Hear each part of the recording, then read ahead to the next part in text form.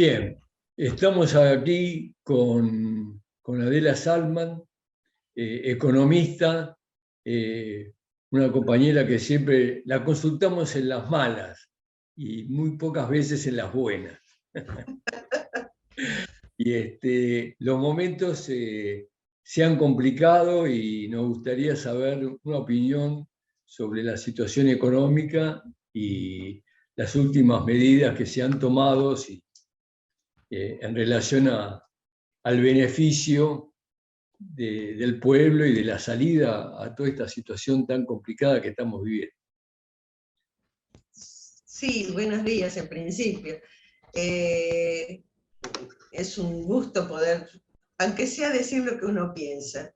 La situación es grave, uno no podría decir ninguna otra cosa más que eso. Y lo que más nos preocupa como pueblo son dos aspectos en realidad. Uno es el de la inflación, la suba de precio, la que no nos permite llegar a fin de mes, y la otra, las cuestiones nacionales, lo de la soberanía, digamos, que también tiene que ver que si se resuelve una puede ayudar a la otra. Yo la primera cosa que diría respecto de la inflación, de sacar esa idea que hay y que meten por los medios y demás, de que la inflación es causa de la emisión monetaria. Claro. En realidad, la emisión monetaria, o sea, que sería hacer el Banco Central moviendo la maquinita y emitiendo billetes, si ese dinero, si esos billetes van dirigidos hacia la producción, se produce un equivalente, o sea, no habría problema, nunca la emisión por sí sola es inflacionaria. O sea, el tema es que se produzca esa equivalencia, y lo que ha venido sucediendo es que esa equivalencia de billetes va a parar al pago de los, digamos, de las deudas, o al pago, digamos, de beneficios a los sectores concentrados de la economía. Cuando uno dice concentrados, son las grandes empresas que poquititas producen la mayoría de los productos. Porque muchas veces se dice que el problema es ese, que los gastos sociales, o sea, lo que se paga por los planes, lo que se paga, digamos, por la ayuda social a los sectores más vulnerables, es lo que provoca la inflación, el aumento de los gastos, y eso provoca la inflación. Y esto no es así, porque si ese dinero fuera la producción, no habría problema, o la problemática sería mucho menor.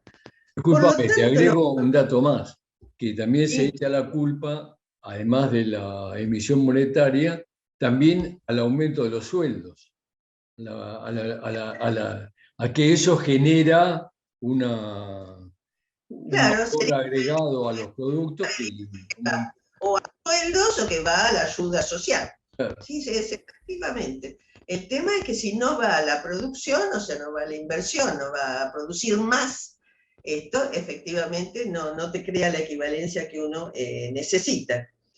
Por lo tanto, si esto va al endeudamiento y va al subsidio a los monopolios, estamos en otra situación. Y eso provoca efectivamente inflación. Uno, ¿cómo podría decir cuáles son los eslabones, digamos, por lo cual aumentan los precios? Hay un primer eslabón, poco hablado en la Argentina, poco hablado, más ahora cuando hablan del campo, el campo como además que el campo como si fuese un solo sector, y el campo hay distintos sectores, pequeños, medianos, grandes y muy grandes. Bueno, pero sí, tengamos en cuenta un concepto que por ahí es primordial. El 1,5% de todos los propietarios de los campos tienen la mitad de toda la tierra del país. O sea que hay una concentración de la tierra. Hay poquitita gente, poquititos señores, terratenientes grandes. Son dueños de la mitad del 50% de toda la tierra del país. Esto es una locura. De esta manera, sin ninguna duda, la tierra no es de quien la trabaja, o sea, es de un sector determinado. Y esto se lleva a que el 70% de la producción agraria se realice bajo arrendamiento. Y efectivamente, el alquiler de las mismas, o sea, cobran hasta el 45% de lo que se produce. O sea que ya desde entrada, desde el primer eslabón, desde que nace la plantita, o los bienes que comemos, eso ya sí, ya está en un 45%, porque la tierra es, no hay de nadie. La tierra es un bien natural. La apropiación de la tierra es un hecho poco discutido, pero no es de nadie. Es como el aire. ¿El aire de quién es? De nadie. La tierra tampoco. Las aguas tampoco. O sea, pero efectivamente acá tenemos, o sea que el 1,5% de los propietarios tienen el 50% de la tierra y en función de ello cobran un alquiler, que en la tierra se llama arrendamiento, que llega a ser de 45%. El otro eslabón serían los monopolios, o sea, donde van todos esos productos, van de nuevo a producirse en empresas, en grandes empresas, y tenemos que 28 empresas, 28, controlan el 85% de la producción. Esto es vamos a decir, habla de una concentración. Cuando uno dice concentración, ¿qué es eso? 28, o sea que si uno le toca un poquito de los intereses de estas 28 empresas, realmente estaríamos resueltos, o podríamos estar mejor. Voy a nombrar poquititas, pero algunas por lo menos. Arcor, todos conocemos a Arcor, produce el 78% de los enlatados. Molinos Río de la Plata y Ajedrez de Urquía, el 80% de los aceites comestibles. Hablando de los aceites, fui a comprar aceite, es un desastre. Hay marcas desconocidas, a un precio un poco más barato, pero uno no sabe ni de qué se trata. El azúcar la produce Ledesma, que es de la familia Blaquier, el 75% del azúcar. O sea, lleva una pequeña parte a otras empresas medianas. Bagley Argentina, que también es del grupo Arcor, y la multinacional, porque ahora empieza también el tema si son nacionales o son extranjeras encima. Y la multinacional Kraft Mondelez detentan el 60% de las galletitas. O sea que hay una concentración tal que establecen entre ellos los precios. Más, menos. Es más, con un caradurismo total, porque durante la época de la pandemia no dejaron de subir sus precios. Esto es realmente, se entiende porque si uno entiende el capitalismo, o sea, en la esencia de ganar más.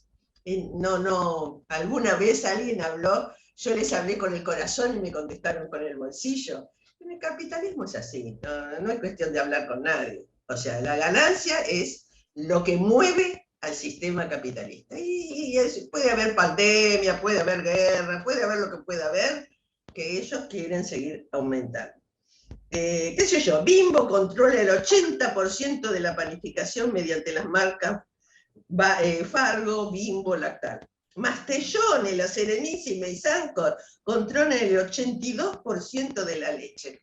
Digo, para citar los productos más de compra más habitual o de la familia, digamos.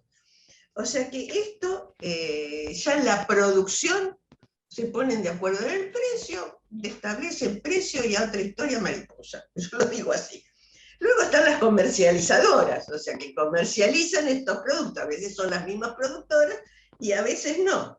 Las 4 firmas más importantes de supermercados que controlan la mayor cantidad de bocas de expendio acaparan casi el 80% de las ventas minoristas y por lo tanto manejan los precios. O sea, son 4, 4. Con ya la otra era 28, necesitaba más de una mano, de los 10 dedos. Ahora son 4, ni una mano entera. ¿Cuáles son? Y la Sociedad Anónima Carrefour, Día, Carrefour Express, digamos, de todos, Jumbo, que tiene Jumbo, Disco, el Super Bea, la importadora y exportadora de la Patagonia, donde está la Anónima, Quijote y Bes. O sea, son, digamos, 4. O sea, efectivamente manejan son las que venden la comercialización. Y nosotros vamos ahí, compramos ahí, en su mayoría. Después están los pequeños y medianos que les llegan los precios de esas productoras que están concentradas. Así que estamos en esa situación.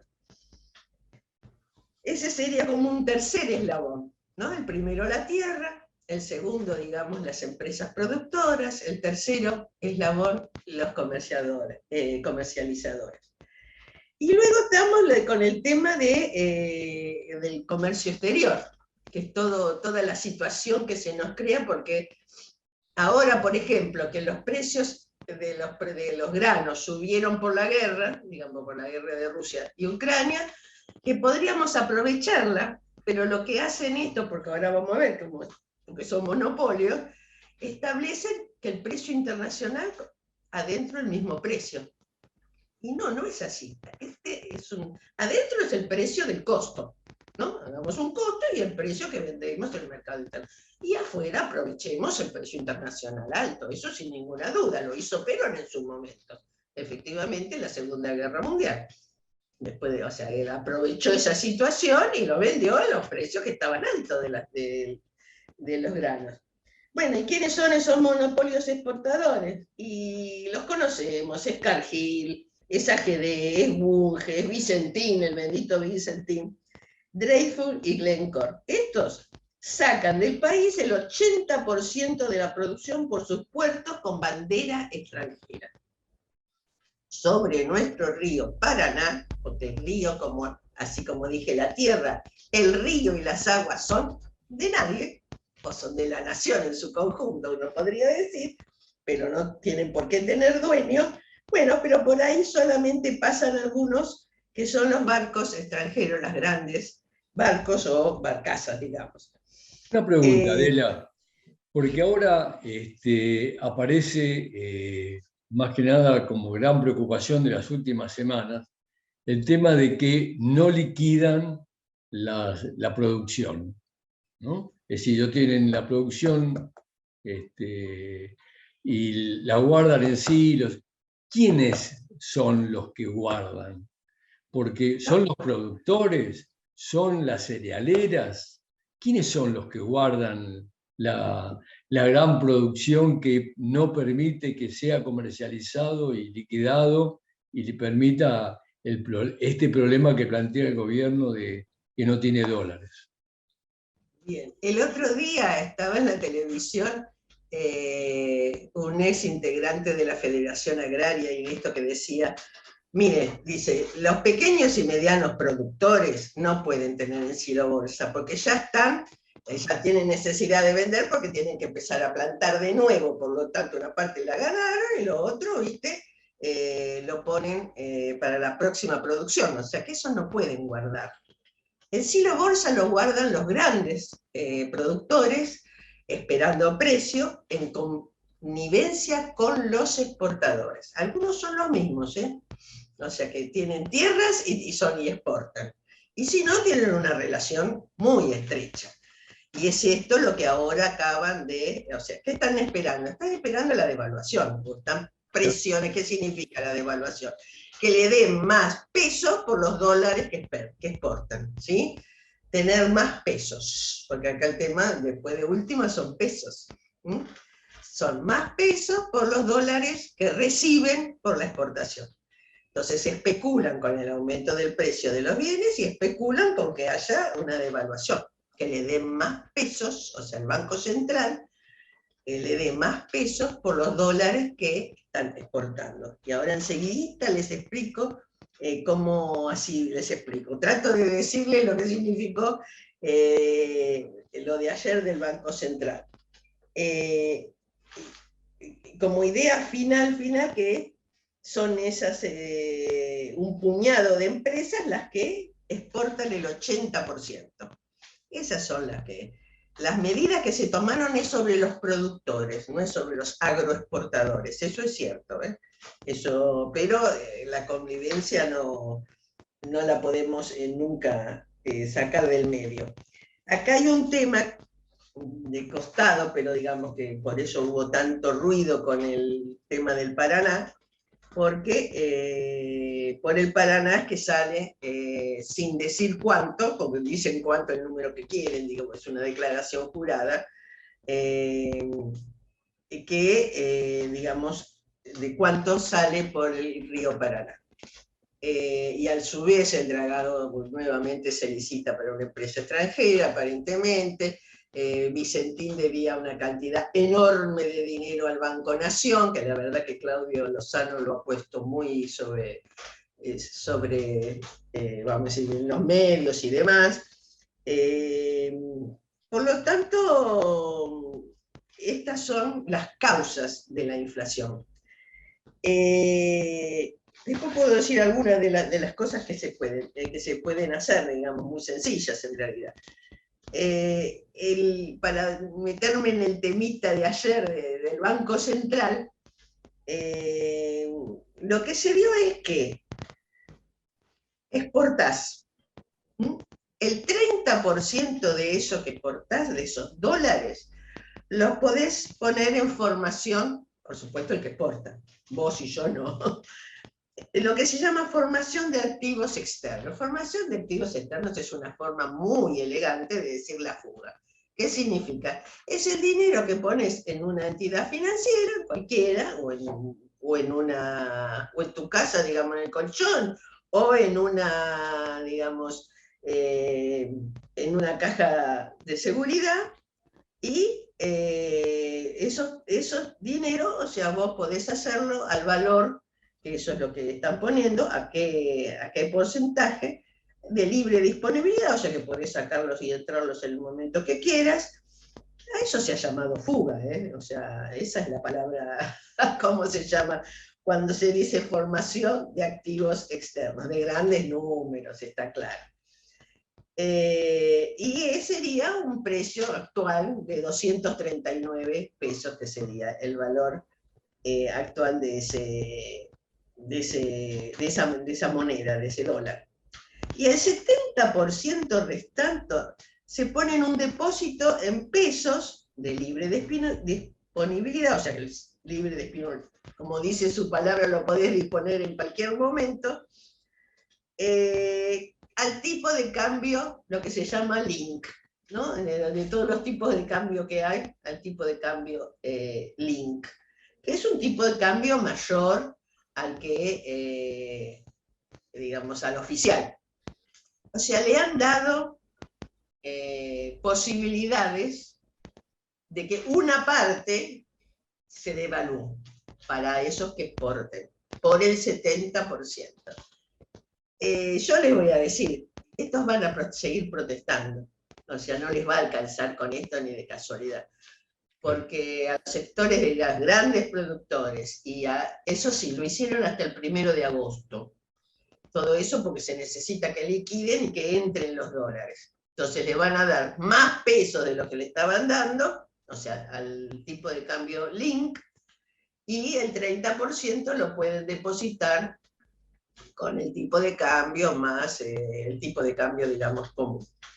Y común, digo, en el aspecto, se le saca, digamos, las retenciones, o sea, lo que era más o menos anteriormente. Le empiezan a ver, cuando uno afloja un poquito, sonamos. O sea, yo creo que es haber aflojado y van a pedir más. Hasta ahí. Bueno, mirá, te comprometemos para una próxima entrevista para evaluar, a ver cuáles fueron los resultados de este plan, de este dólar nuevo que han puesto, el dólar sojero, creo que lo llaman. Vamos a ver qué resultado trae, qué beneficios trae, quién liquida y qué solución hay sobre la cuestión de la inflación y los temas que más nos preocupan en el país, ¿no? Las consecuencias, en qué nos ha favorecido. Así que... 2 segunditos para que la próxima también, para no llorar, creo que hay propuestas. O sea, que se pueden hacer cosas, además no tan terribles. Claro. Se pueden hacer cosas para mejorar la inflación, no es que no. claro. Decime tres cositas así rápidas y terminamos. Y una, hacer lo que era la Junta Nacional de Carnes, o sea, poder hacer que la exportación esté en manos del Estado, y sea el Estado el que juegue Que en regule. cuánto va el externo, con qué tipo de cambio, esa es una primerísima, digamos.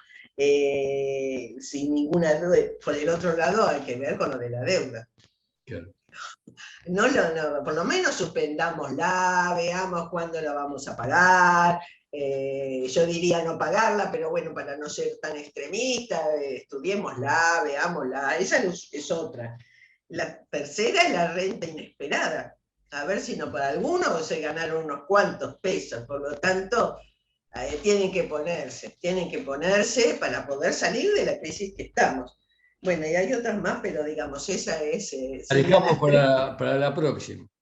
Dale, dale. Gracias, Adela. Vamos entendiendo un poquito más de qué se trata todo esto. Aunque Muy la bien. sufrimos, aunque la sufrimos. Un abrazo, muchas gracias.